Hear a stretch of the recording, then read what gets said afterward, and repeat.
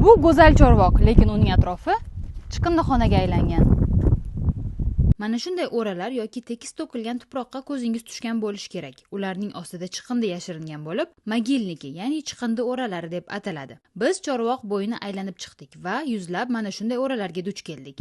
Вокруг червака пошла тенденция. Вот тут очень много было мусорных свалок. Последний год их начали не убирать, а именно прикрывать тонким слоем земли. По несколько грузовиков завозятся земли. Это именно откуда-то, от какой-то организации идет.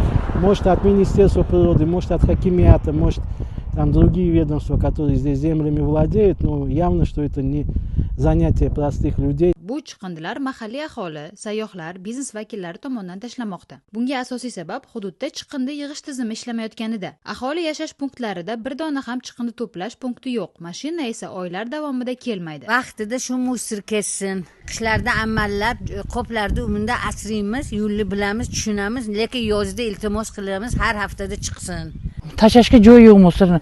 Odam orada chet-petga tashab keladi, yo'l chetlariga. Qayoqqa olib boradi? Joy yo'q bizlarda ham. Masalan, bizlar 5 kishi bo'lsak, oyiga 15 ming to'laymiz. Toshkent viloyati bu So'nliq tumani Nanay qishlog'i turizmga kirgan. Sigirlar, qo'ylar hammasini yo'qotdi.